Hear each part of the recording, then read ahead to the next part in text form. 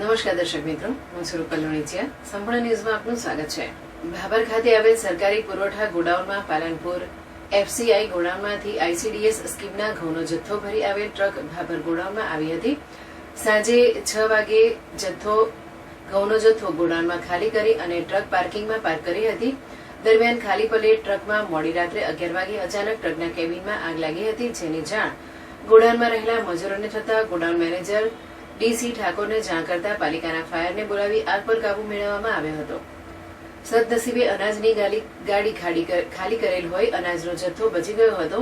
ગાડીના આગળના કેબિનમાં આગ લાગી હતી. જો આગે વિકરાળ સ્વરૂપ ધારણ કર્યું હોત અને અચાનક આગ ગોડાઉનમાં પહોંચ્યો હોત તો કરોડોના અનાજનો જથ્થો બળીને ખાખ થઈ ગયો હોત.